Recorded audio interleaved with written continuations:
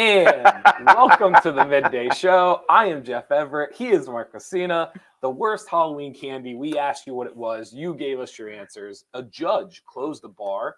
And the PIAA, I could talk about this for hours. Before we get to all of this, Mark, you don't have to tell us what it is yet. But do you have like a king of the worst Halloween candy? Yes.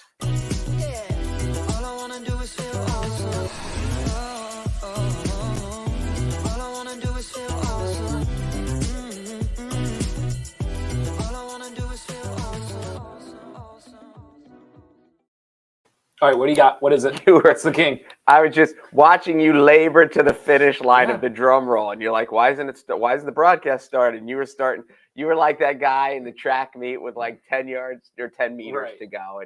And Jolly Ranchers. Oh, that's the worst. Worst. That's where you're starting. Yes. Wow. I will say this. I don't love how they stick to your teeth. Well, that's the problem. Is that the thing? Oh my God. So it's not. They don't taste awful. Okay. They're not worth the dental work that is needed to be done afterwards. Interesting. You have to spit the Jolly Rancher out before you bite into it. Wow. So I don't love all the flavors of Jolly Rancher. I totally respect the actual like sticking to the teeth because I totally relate to that. Do you like the Jawbreakers? Did you ever have the Jawbreakers? Oh, as a kid, yeah, I like those. Did you like them? Yeah, because you had to be patient and long. I think they also called them Gobstoppers. It might be the same company, but I think it's the same but different. But once the inside was delicious, so you just had to wait and you had to wear it down, and it was kind of like it's why our generation, had more patience than this current generation because they had Jawbreakers. Because we had to, you had to wait it out. Gobstoppers. We're also the generation that knew it took 3 licks to get to the center of it. It's a complete fabrication and lie. Don't let anyone fool you. I took some of the answers. So what we did on North Central PA, we asked you guys what is the worst Halloween candy, and I took some of the responses. I took some of the answers for us here today. Let's just start with this one because this was the most bold. Not bold is wrong, but this was the most emphatic. Is that the word I want? The most emphatic answer right here. This is the one that's going to stir all the debate. Megan Rollison. She wasn't trying to hide. She wanted everybody to see it. Candy corn is trash. How do we feel about Megan saying candy corn is trash? We had this argument in the office yesterday. I don't get it. Candy corn's fine. It is. Oh, so you don't get it the other way. I don't know why people hate it. Who is eating all the candy corn? Candy corn is not Here's bad. what's funny. You say it's not bad. How much candy corn do you eat? Well, if it's in a bowl, You eat candy corn every year. Oh my gosh, yes. Wow. It's there every year. I don't understand who's eating all the candy corn. You don't like it? I don't love it. Well, I don't. If you were letting me pick, if it was a buffet, I wouldn't load my plate with candy corn. But it's fine. You grab a handful of it, and you like one at a time. I won't dispute that with you. Here's what I will say, because your taste might be different than mine. What I'm going to say to you, though, is I have a handful of people in my life who make the same argument that you do. And you know how many times I've seen them with like a bag of candy corn or like a bowl of candy corn? 0. I have never seen somebody in my life who says, yeah, candy corn's not bad, and then seen them with a handful of candy corn. Ever. Who is eating the candy corn? No, I mean, I get what you're saying. It's like the pretzel bowl. It's like you can fill up a bowl of candy corn and you can eat one. There are not a lot of Halloween candies that, unless you're talking like M&Ms or Skittles or something like that. Okay. I don't know who's eating it. I don't know where it's coming from. Megan Boone Valkenburg. Yeah, Megan and we need to talk here a little bit. Real quick, she went I will say this. I appreciate Megan. She gave the effort. She's like, there's not one. There's a handful, and I'm going to let you hear them. A Bit O' Honey. I have never heard of Bit O'. Oh, Bit O' Honey's underrated. Right when she started the list with Bit O' Honey, we were ready to fight. I always put a time limit on you, and you always succeed it. 10 seconds. What is Bit O' Honey? I don't even really know how to describe it. Circle, square, rectangle. It's rectangle. Okay, wrapper, or is it like come in a bag? No, it's a wrapper. It's a bite size. Hard, soft. In between. Okay. And I don't want to say it's caramel flavored. It's something, but it's got a honey tinge to it. I think I'm out just from your description. Whoppers, I think are I don't overrated. like Whoppers. I think Whoppers are a little overrated. Yeah, I'm not a Whopper fan. I'm with her on that. Mary Jane. I can't tell you what a Mary Jane tastes like. I wonder if she snuck that in there, and now we're talking about Mary Jane. No, it's candy. Okay. Good and Plenty. I don't love Good and Plenty. Good and I Plenty can are do without Good and delicious. Plenty. If you either like black licorice or you don't. Okay. Because Good and Plenty's just candy coated black licorice. Yeah. Good and Plenty's are good. Megan is not batting 1,000. Bazooka. Bazooka gum? Yeah. I mean, that's the only thing. Everyone likes Bazooka gum. You get a comic inside. You get to read about Do you ever Bazooka have it Joe. like disintegrate in your mouth? Have you ever had that happen to you? No. Bazooka? Bazooka like disintegrates in my mouth after a while. I don't know if I chew too hard or what's going on, but it just doesn't work. I don't know what a red vine is. Red vine, isn't red vine like a poor man's Twizzler? I should watch how I say that. But isn't it like Red Vine's going to be sending me stuff in the mail. That was funny. That was genuinely funny. I'm going to be getting bags of Twizzlers with like the top cropped off. You are. Sit in the mail. I don't. If red vine is like the stringy licorice, the long, then that's good too. I'm not. Interesting. I don't know. Megan is more wrong than right. This might have been my favorite answer. Tyler Carpenter, peppermints, hated those old people who gave out peppermints. Did you know anybody who gave out peppermints? So not only Tyler doesn't necessarily hate the peppermints. He just hates the old people. I feel like the peppermint is a cop out. I feel like the peppermint is. You mean like one little singular wrap? Any, or just a handful. Like, I just think peppermint is not like we've talked about this before, toothpaste flavor, like things, medicine. Like, I don't consider tasting something that tastes like peppermint to me is not like a Halloween candy. No, I'm with you. It's certainly not traditional. I think the peppermint is cheating, personally. I love those. Okay, so here's what's so funny. I immediately saw this by John Hedinger. I think those circus peanuts were the worst. First of all, I did not know that they were called circus peanuts. When he said that, I was thinking of like a bag of dry roasted. Yeah. Well, now that I see the picture, it's the perfect name. It makes complete sense. I personally have never had one of these before. What is it? Just a marshmallow? Like what? It's a marshmallowy. Okay. It's delicious. I don't know how anyone hates this. Is there a flavor to it? It's the flavor of delicious. They are fantastic. Of delicious. I don't know how anyone. Who is this? John Hedinger. I would be. Listen, if someone gave me circus peanuts for Halloween, they're probably getting tossed out. No. Talk about that. They would disappear, but they wouldn't go in the trash. You would eat one, and then they would all be gone. I don't know. I don't think it's happening for me. I don't think so. Circus peanuts made me laugh, but they are good. I feel bad for John. They're really good. These last two I wanted to include because I thought I don't know, they're kind of one of their own. Conrad, whatever is still left in the bag when you finally throw it out 3 months later, as a parent, do you find Conrad's statement to be true? Yeah. You've thrown away Halloween candy. Oh my gosh, yes. What was typically left in the bag when you went to throw it away? I don't know. My house, Jolly Ranchers.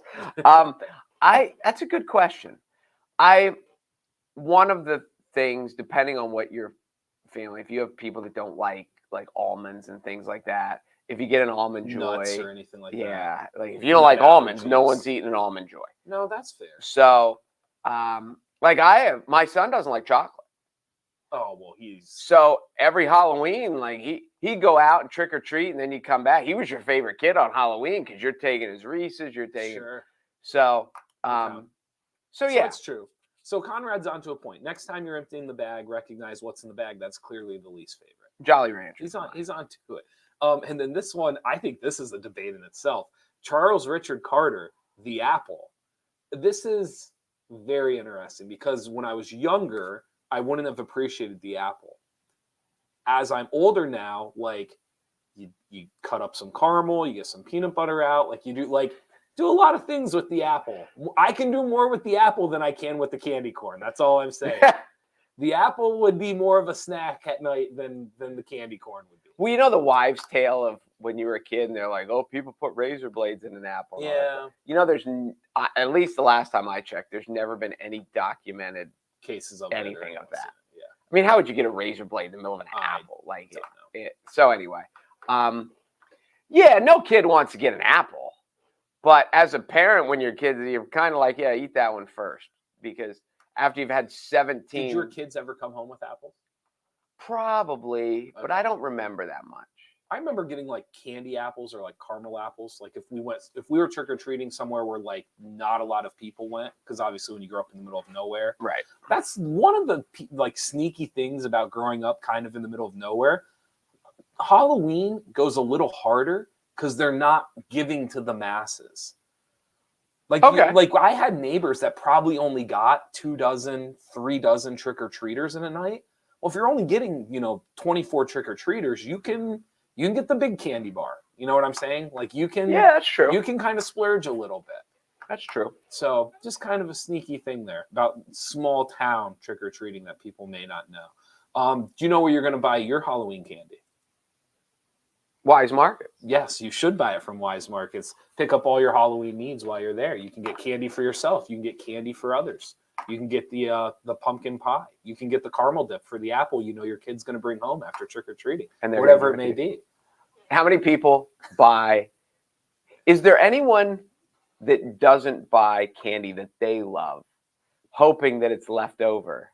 Oh, I think I thought that was like the whole.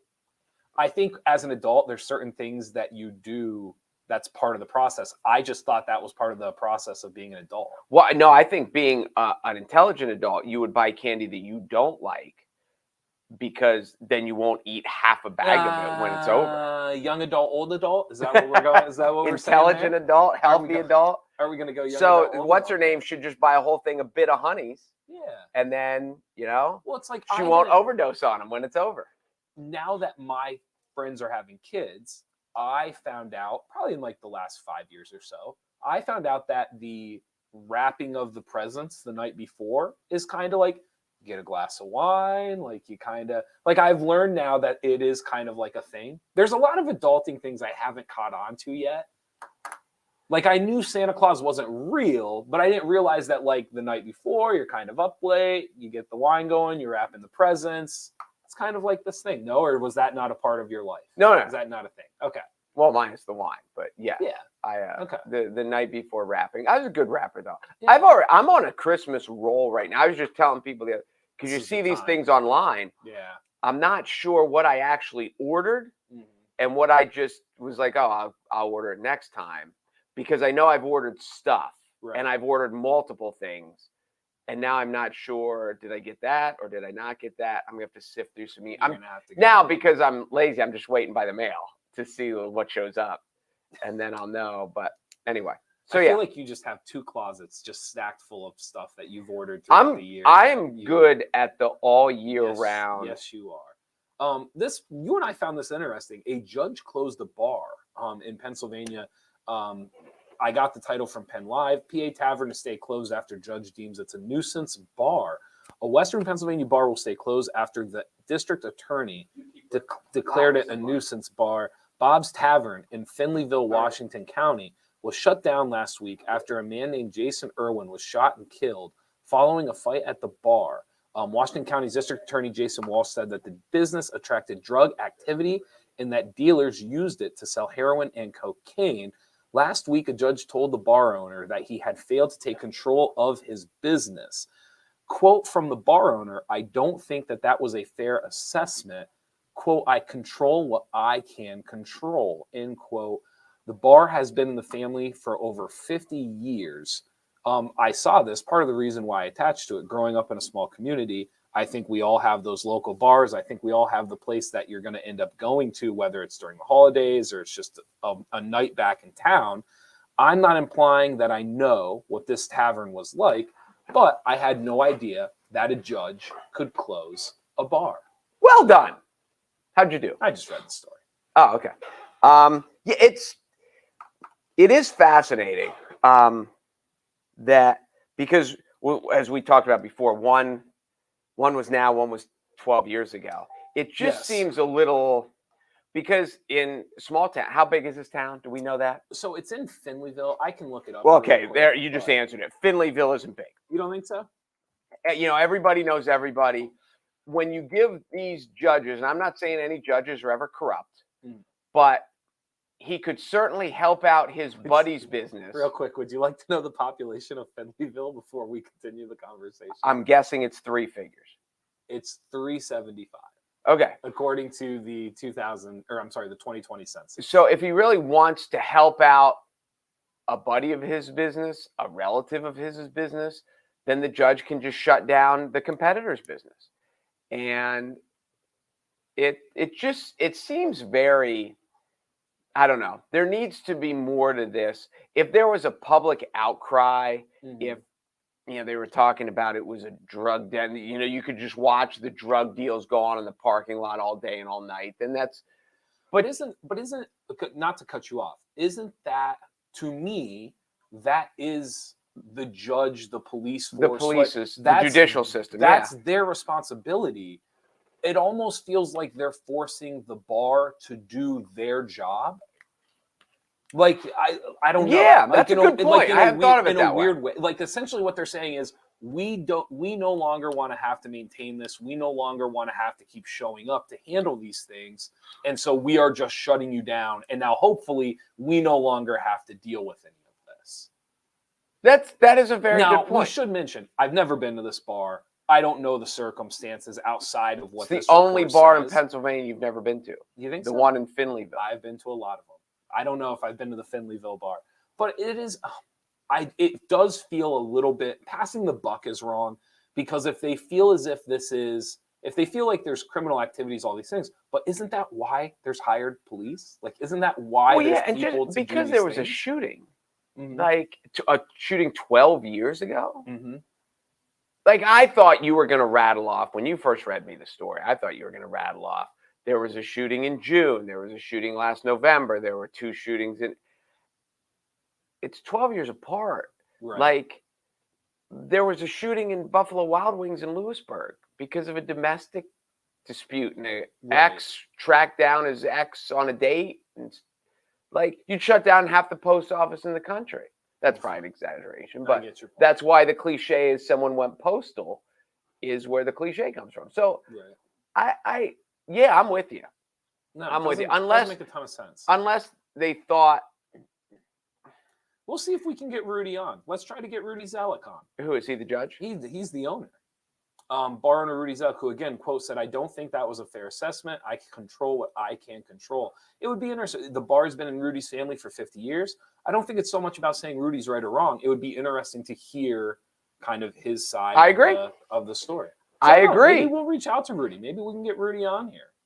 I find it an interesting story. Someone who grew up in a small town and kind of knowing, I don't want to say like the local town bar is like this pillar of society, but it's the water hole, right? Like it is somewhere where kind of you end up going when you go back to town. It's somewhere where people gather. It is, for a lot of people, the place you go. It seems to me it's some old guy who thinks he's smarter than everyone else. Because in the world of supply and demand, and in the world, people just wouldn't go. Right. If they didn't like the bar, people would, and it would shut down. Right. So, but this judge obviously knows more than everybody else, and he's going to shut it down. And the judge was advised by the district attorney. This Jason Walsh, this district attorney guy, like basically said, listen, the business is a drug magnet. He believes that there's heroin and cocaine flowing through there. So it's not like the judge is, I think, doing this on a whim. But I mean, to me, this feels like a last resort. And I just don't know. To me, based off the report I read, it doesn't feel like we're at that point. You know what they need to do? It doesn't feel like shutting down somebody's business. Like we have reached that aspect of it. I just figured out the problem. Why this? Yeah. Because Patrick Swayze's dead. And he could have handled They couldn't hire Patrick Swayze to come in. He's a cooler. The best in the business. I believe they're remaking that. Have you heard about this? You're going to be devastated. I don't even want to talk about it. Really? They cannot remake Roadhouse. Who would you replace him with? No one. You can't. He's irreplaceable. I think, and I will double check this before the end of the show, I think it's Jake Gyllenhaal is replacing him. Really? Yeah, don't quote me on that. I'm going to look it up to be sure. It's Roadhouse, right? Roadhouse. Yes, it is. Jake Gyllenhaal is going to play. Gyllenhaal. I always get yelled at for something. I think it's Jill, okay, but I'm not sure. Yeah. By the way, Conor McGregor is like lined up to be like a minor part in the cast. Oh, so he's going to be one of the bad guys. I would assume so. Nice. I just There you love go. one of my favorite parts of Now you're Brown gonna go see it, aren't you? is Because Conor McGregor's in it. it's a small town. The hottest chick in town is a doctor who, of course, is single. Okay. Because in a small town, like the smoking hot female doctor would, of course, she'd be single. Like, why wouldn't she be? Like, They're always single. yes, they Palco are. Federal Credit Union, now they have a Palco mobile app. You can download it today. You know why? Because life is unpredictable and time is always short. But that shouldn't stop you from banking when it's convenient for you. Download the mobile banking Palco app. It's always open. Powerful features allow you to manage your money and schedule whenever you want. And Palco, it used to be limited as to your kind of like your business had to subscribe or some, it was more, and now it's not like that. So anybody can be a Palco member, and their footprint is our footprint. So if you're in our region, you're in Palco's region, essentially. No, yes, I would. I think it's like 12 for 12 or something like that. We could probably split like branding costs and just have the same logo. There we go. Probably could. PIAA back in the news again. As of last week, there is a success formula. Here's the 10 seconds for those who don't know it. PIAA tried to implement a success formula to help stop people from transferring in high school sports. It was to try to make it more fair between public schools and the charter Catholics, basically any school that didn't have a boundary and they could bring in kids from anywhere. That rule has now been shifted. They are planning to make it that the transfer part of it will no longer be a part of the rule. I could go on about this for an hour. This is one of there's like a handful of things. It's like Epstein. I'm trying to think what else is up there. And then it's like the success formula with the PIAA of things that I just despise. This makes no sense to me. The whole point of the rule was to try to stop kids from moving around. And now they are taking that part out of the rule, but they're keeping the rule. Yes. Feels like they pulled the old okey doke is what they did. Well, I just don't think they're really in touch. It's a bunch of people trying to make rules who don't really understand what they're making rules about. Because it just doesn't work. Yeah, they put in a couple years ago that if you transfer, because kids would get to be, whatever, their senior year or their junior, whatever, and they realize that, because who's in your grade, it's when you show up as freshman, sophomore, 8th grade, whatever, if you're in a good class or not. Sure. And because you've grown up with these kids, you play them your whole life, and things change a little bit, but not that much. So kids were looking around and like, well, I can go over here, especially with the birth of all these AAU teams and travel teams where you're friends with kids in different school districts. And people were very willing to jump ship, especially people with means who were like, well, we can just rent a place there and we can list that as your address. And, it's harder to keep track of. Or so anyway. It happened all. So then they made the rule that if you transfer in, you're ineligible for the playoffs your first year in that school. Sure. Well, they did that, which is a good rule for the most part, unless you're going out of state. And I'm sure there's exceptions to for mileage. It's a good rule when it's applied.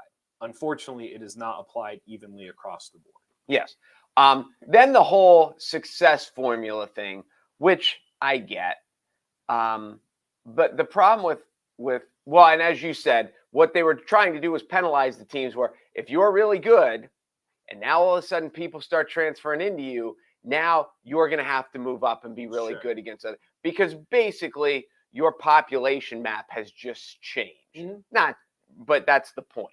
And in any high school sport, if you're here and the best kid from over here comes to yours, you just changed it. If it's football or baseball or wrestling, it changed it less.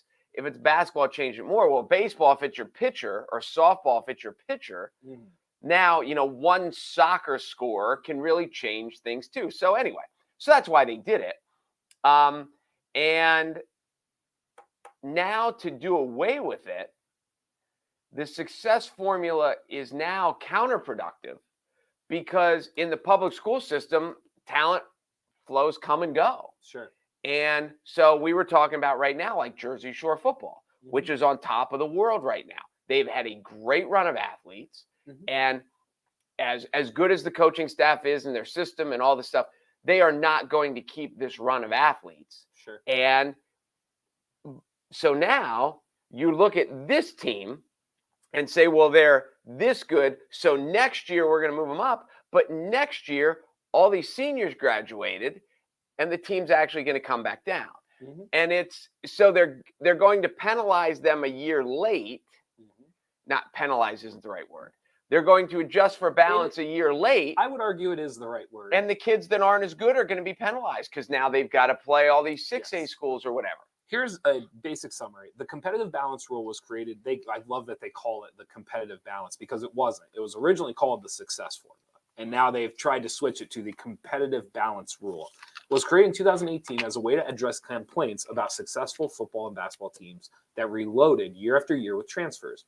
As currently written, a team that makes 2 runs deep into the state playoffs and surpasses the threshold for transfers, 3 for football, 1 for basketball, is moved up in classification.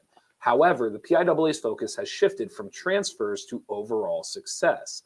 If enacted, the PIAA would monitor the 2022-23 and 23-24 school years and make classification changes in 24-25 without any transfer modifications.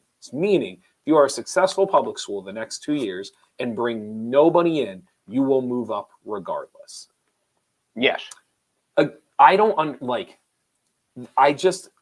They're either so out of touch or they just don't actually know what the actual problem is.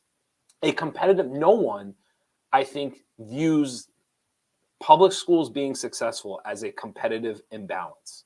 I think if you walked around and you talked to public school coaches, private school coaches, charter school coaches, no one's walking around going like, that really successful public school over there that has no transfers, they're the problem, move them up. Right. I just know nobody's saying that. I'm with you. And so it's wild to me that this has now become, this is what the success formula is now if you are too good, if you are successful, if you do all the right things as a public school, there's a chance that you are now going to get moved up and you have to try to figure out how to compete with even bigger schools than the ones you're already competing against. It makes no sense to me. Well, none whatsoever. To explain it even further, in a lot of cases in these public schools, like right now, we can look at Loyal Sock with the Ali brothers. We can look at Southern Columbia football with the Garcia brothers.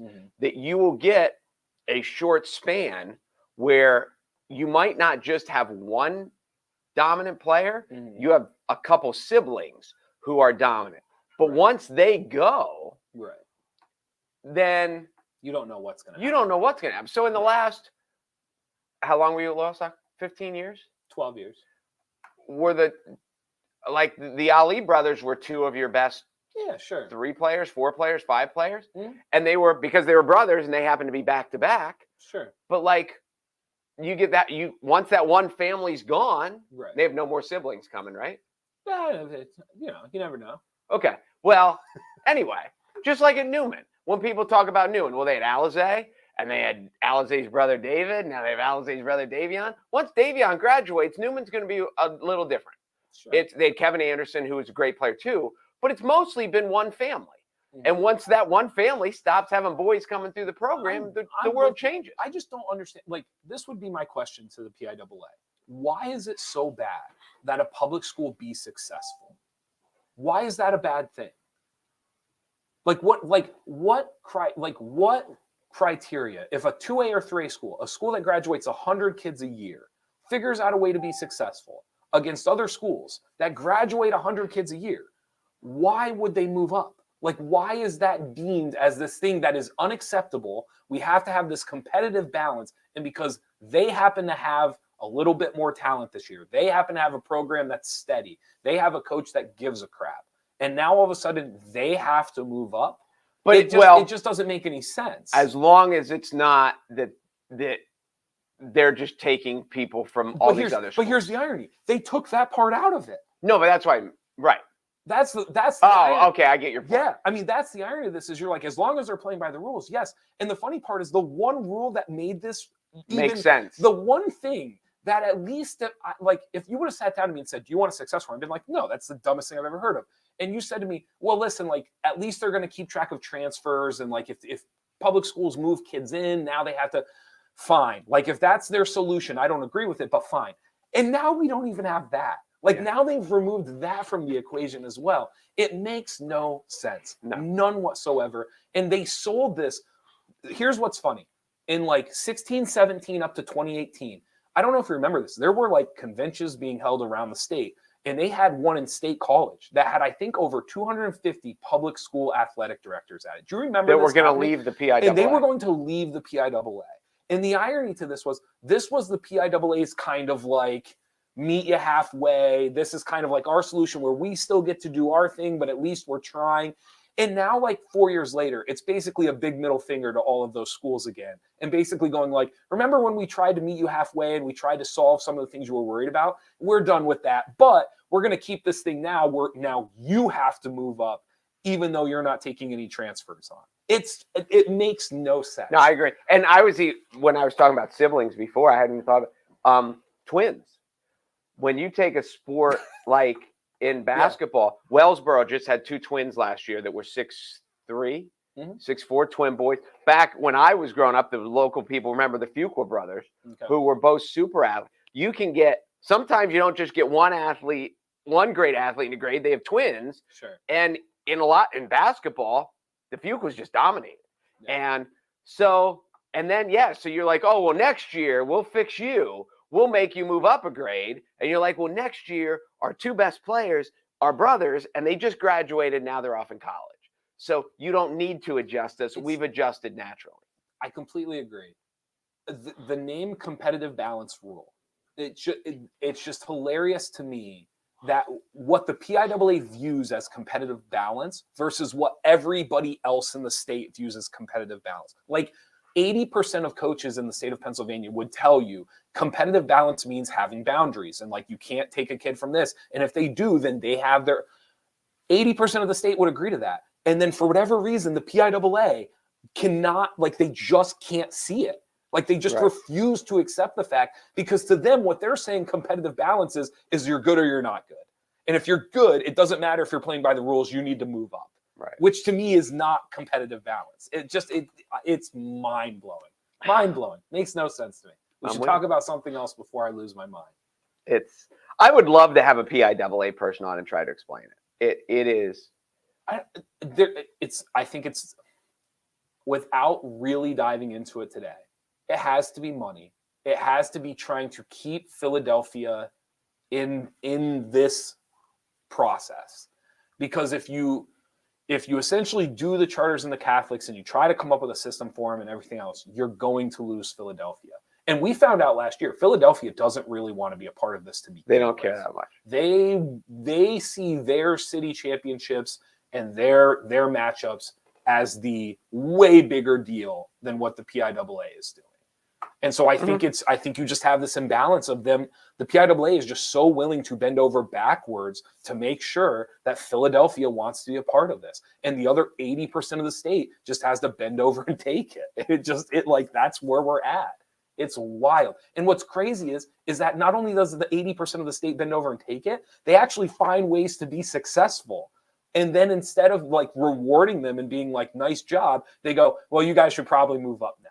Well, yeah, and the difference comparing public high schools to colleges, where the same colleges are good every year because they recruit off the image and the whatever. Mm-hmm. But yeah, high schools come and go. And yes, the same programs are good because they have a stable coach and a stable system with a staff. And yeah, but there are still, when you look at like the South Williamsport girls kind of came out of nowhere last year because they are loaded with talent this year. Well, here, 5 years from now, the South Williamsport girls aren't going to be playing in state championship games. You're dead on. Like, totally agree. Using the South Williamsport girls as an example, because we had Mount Carmel girls also went, and then Southern Columbia actually was the team that made it out of that side to the state championship. So think about it this way. In the last 4 years, they have implemented the success formula. And essentially what happened in single A and double A in basketball is it kind of emptied out the field. Like, if you're a 1A or a 2A boys or girls team, you, as a public school, your odds significantly increased in the last 3 or 4 years. And sure enough, what happened? Like a solid team like South Williamsport, like almost made it. A good team like Mount Carmel has almost went back to back. Right. Southern Columbia gets there and like figures it out. And all of a sudden you look around and you go like, oh, these public schools are pretty good when they're actually competing against somebody that has boundaries. That's another public school. So here's the irony. Now that you finally get to that point 4 years later, now you're pulling the rug out from under them again and going, well, now that you're really good again, we're going to move you up too. Right. And it's just even when something sort of gets solved, the PIAA just finds a way to ruin it. Like they just find a way to muddy it up and it's absolutely insane to me. It makes no sense. No sense. No sense at And all. like this is an aspect, and it's shocking how many places in the world you've seen it. It's their aspect of trying. It makes them look like they're trying because they announced this, they passed this new rule. And not only is it not going to have a positive effect, it's going to have a negative effect. And the fact that they can't see far enough down the road to realize that is shocking. Because I agree with you. I think part of it is because to them, there's no bigger negative effect than losing Philly. I think that, and so I think they tiptoe around everybody else, knowing that the best in their mind, the premier athletes, the premier dollars, the premier everything is in that 25-mile radius in the southern corner of the state. And so whatever we have to do to make it look like we're trying for the other 85%, but we're really like making sure that this 15% doesn't go anywhere, that's what we're going to do. And it just always ends up leaning that way the more and more you feel it. Just does. I like this is a lot of people don't. You know what I was just thinking about when you're finishing there? Circus peanuts. They're delicious. They're all right. We'll end it at that. There you go. Superior Plus Energy Services. It is getting. It is cold. It was. Guess what? I turned on my heat last night. Did you really? I did it. Yes, I finally turned it on. If you need to turn your heat on as well, be sure to reach out to Superior Plus Energy Services. They can help you out. Great deals going on. And together, you can help them feed America with some of their best offers yet. Sign up now, Superior Plus Energy Services. Heating oil, propane, either or. That stinks. Yes. I'm experiencing heating oil for the first time. Like the process of like having someone come, check it, fill it, all that good stuff. Order it in the summer. It's cheaper. See? That no one told me. I did. I'm sure I did. In the summer? I don't think you told me to order it in the summer. Because it's just the whole supply and demand thing. Yeah. That if you just... I mean, that part makes perfect sense. Yeah. Obviously, it's... But nobody does. Well, this is the crazy part. Because it hasn't been checked, I don't even know. And because it's a new house, it's not a new house, but because we newly own it, now it's like the idea of there could be a full tank. Like, I don't know. Like, I don't know what's... You know what I'm saying? Like, right. We don't measure, and they might be like, oh, yeah, you only need X. And like, there's a floaty thing on top. You can look at it. There you go. I can go look at it myself. Yeah. I looked at the tank. It did not look like I would be able to tell. At the top, there's a float. Okay. And it tells Bobs. you whether, you can tell. Interesting. The other thing, too, is it like a dipstick? Like I pull it out? You don't like have in to. A car? Inside, there's a dipstick, but it's in a plastic thing. It's just, it looks like a thermometer-ish a little bit. And the thing goes up, whether it's halfway full or a quarter full or 3/4 full. Okay. The other thing you can do, it's like, did your mom ever tell you how to pick a watermelon? So I have my own process, but yes, I know how to pick a watermelon. Do you knock on it? I do knock on it, but that's like not the most important thing. Oh, okay. Well, if you knock on an oil tank, you can kind of, like you can get the feel of how echo-ish it is. No, that makes a ton of sense. Yeah. So anyway, but yeah, so what is your process if it's not the knock? For what? For watermelon. Oh, for the watermelon. So a lot of different things. First of all, you don't want them to be long and narrow. You want them to be more compact, which is funny because most people prefer, like they don't like the odd orb-shaped watermelon. They want like the longer, pretty oval. Why don't you want it that way? The other ones are sweeter? So it's actually easier. So the way it was explained to me, it's easier for the juice and the flavor to actually like disperse evenly throughout the watermelon. Whereas like when you get them longer, it's harder. Makes sense. Yeah. Makes sense. So you actually want it to be rounder in shape. The other thing too is you don't want to avoid the yellow or the dry patches. Essentially, that's how long it got to sit ripe on the vine. So people go and they pick these long, beautiful green watermelons. And a lot of times, like you kind of want the smaller, round, yellow patched, has like the veins, right? Like the brown, dry veins running up it. Those are the ones you really want. And if you knock on them, you'll find what you're looking for. Interesting. Yes, it has more of like the hollow. Yeah. Makes sense. So it's the same. It's the same thing. There's just different ways to seek it out rather than knocking on each. You can limit which ones you want to knock on by just finding those ones. So yeah, I've had very, very good success with that. There you go. Yeah. See, that's why having a farm kid here is good. Did you guys grow watermelon? We didn't grow anything. We didn't grow anything. There's nothing there. Whatever. Do you ever like go through? Did you ever do like cow? Have you ever like? I'm trying to think Did of you like say the cow most. tipping? I'm trying to think of the most. How do I politically want to say this? I'm trying to think of the Redneck. most That's the word you're looking redneck, for. small town. I'm trying to think. We always joked about cow countryside. tipping. We joked about Okay, it. but all you the never time. did it. No. Do people really do it? Yeah, I mean it's a thing. You shouldn't do it. It's not great for the cow. I've But heard yes, that.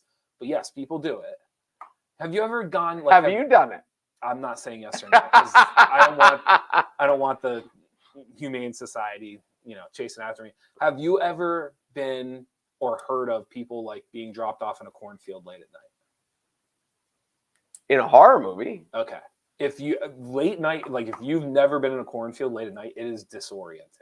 Like super, like when you see movies and they're like running through the cornfield and everything else, there is a like in the movies, I think they do a good job of like disorienting you because it is, but when you're actually doing it, it is incredibly disorienting. So you're saying you can't find your way out? You just don't know how far you are from, you think you know, but you just don't. Like you just don't. So, but how do you blindfold people and get, or how do you, because you know how far you went in, or? Well, it depends how big of a jerk you are. It depends how much of a because you like drop them in like out of a helicopter. No, I mean like if you know what you're doing, I'm trying to think how to say this. Like it's almost like a cousinly prank or like a best friend prank. If you know what you're doing, like you're walking in, you turn to the right, they keep going straight. All of a sudden I understand. You're not like hog tying people up and like putting them in the cornfield. I understand. But it is like the whole corn maze aspect and all of that. Like it's real. Like it's hard. In movies, they're not. I don't know how you would do a better job in a movie of doing it, but yes, it is incredibly disorienting. I'm trying to think. What are some other like? So that's what they used to do to you, or taking Jeff out and ditching him in the corn. It was honestly, it was just kind of like a thing of like. It's like a haunted house, right? Like it's like you walk into the haunted house, there's a spooky thing, like someone turns around the corner and now they're not there anymore. And like it's kind of the same thing like walking in a field at night or walking next to a cornfield. Like, you turn in, all of a sudden you don't know, like it's that kind of stuff. It's all the country bumpkin, middle of nowhere things that you do because there's nothing else to do. Did you ever go skitching? That's a way you used to call it. When you hang on to a car bumper and you go skitching, you squat down like a catcher. Yeah. And you hang when the roads are frozen and snow covered. So we've never called it skitching. What'd you call it? We called it skitching. Oh no, you were just snow surfing. Like you were just yeah. And you just hang on to the bumper as it's going. Okay. We used to do like toss ropes off of the back after the back bumper. Would you? So you don't hold on to the bumper. You hold on. You hold on. You tie to you hold on. Okay. To the rope. Mm-hmm. Oh no, we didn't do that. We didn't do any of that. No. Okay. No. I mean, we did some stupid stuff, but I don't know. I've told you this before. I feel incredibly grateful where I grew up and how I grew up because I just don't think people do that anymore. And when I say do that, I don't mean like do illegal things or like get in trouble. I'm just saying like you just kind of figure out, like I can tell you right now, there's a lot of things that I learned growing up kind of tiptoeing that line of like, boy, that was close. Or like, you know what I'm saying?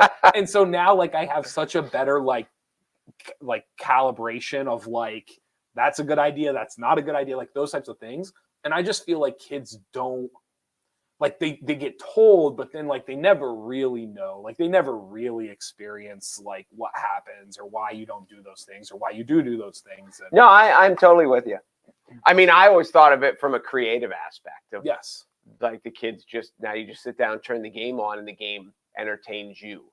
And the ability to go outside and figure out how to entertain yourself. Yeah. Well, but you're right. I don't want to say the near-death experiences, but there's all been times as kids that we were scared. Yeah. Oh, 100%. I feel bad, like, especially from coaching the last 12 years and kind of seeing like the transition of like, I think about a kid I coached 12 years ago and kind of their world and what they knew and what they did versus a kid who maybe just graduated last year. Completely different. Like the kid from last year is so much smarter, so much more aware of the world and what's going on around him, all those things, but has no actual real life experiences. None. the kid from 12 years ago is way more naive. Like, he would say things and you would just look at him and be like, how do you not, all these things. But if you had to go like actually physically do something or whatever, I mean, they've done it. Like, they're already doing it. They have this willingness to go do it. So it's just, and I don't know which is better. I don't know which is worse, but even just that 12-year span, it is wild how different. And I think that's what it is. It's the willingness to go experience those things and not have to worry about like getting caught, being blasted on social media, like all of those things. Like, they just weren't even in our, like it just wasn't even a possibility for us when we were, and I'm not that old. I mean, like, I'm talking about a lot of this stuff happening like 15 to 20 years ago. And now, I mean, to think back and do some of the things that I did 15, 20 years ago, I mean, social media would have destroyed us. I don't know if we would have gotten a warning. You know what I'm saying? Like, I don't think we would have gotten, if a cop pulled us over, you know, because we're on someone else's property, like running through a field, cornfield late at night or whatever, like, I don't know if we get a warning today. You know what I mean? Like, wait, and just to clarify, in Blossburg, by a warning, you mean a warning shot. Now you think they might just be shooting at you. We used to joke in Blossburg, if you drove by, like if you were driving downtown and the cop was on your left, like he was sitting on a side street on your left, you could do whatever you wanted to because you knew where the cop was. You weren't gonna, like, the next cop wasn't gonna come around the corner and surprise you that the cop was there. So I don't know. I mean, those little, now we weren't perfect. I'm not saying there aren't things in my past that like I wouldn't have regretted or said I could have done better, right? Like, I could have been a better person or all, but I'm happy and I'm thrilled I got to experience. I don't think I'd be half the person I was today if I wouldn't have gotten to do those things. And that would be my fear with kids today, is like, if you're not actually physically experiencing those things and making those choices in the moment, you can watch a movie, you can read a tweet, like you can figure out what's right and wrong, but until you internally have to decide what's right and wrong, are you really making the choice? Like, do you really know? No, I'm with you. That's what's I'm with you. But the video game world today is so much more social, because when they're playing video games, they're playing with 6 of their friends, even if they're not right down the street friends. I don't disagree. So it's funny. I mean, there's some value to the modern video game too. Totally. You've been doing a lot of like group trips lately. Like you were telling, like you met up with some of your old college buddies. Yeah. You've been doing a lot of that lately. And I've been getting to do some of it because of weddings and other things. And what's funny, mine were voluntary. You're like, I got another wedding. But what's funny is I think your group would be similar to my group in the sense of like, give us a round and a game on a TV and like we'll figure it out. You know what I'm saying? Like, But what's funny is my cousin, and I'm sure Jimmy is the same way, like, it's not that different. They're just not sitting in the same room. Like, you give them a controller and a TV and a microphone and they'll figure it out. They can figure it out. And they'll have fun and they'll figure it out. And so, yeah, I agree with you. It's not that I think they're like detrimented. Like, I don't think they're ruined. I just wonder how different it is experiencing it physically versus reading about it or watching about it. Well, I think too, as we talk about the negativity of the bullying and the social media, because you can't get away from it if you're the bullyee. Sure. But with these video games, as you know, you get kids that are hanging out with their friends at 8 o'clock at night or 9 o'clock at night.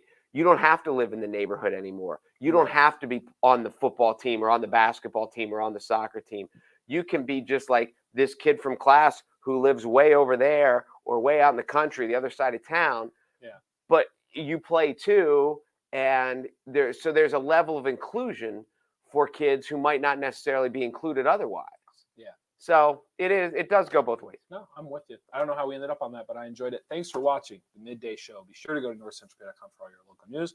And once again, thank you to our title sponsor, Weis Markets. Be sure to go there for all of your grocery needs. We'll see ya. Candy corn. He's Mark Pacina. Make sure you go pick up your candy corn. Freaking corn.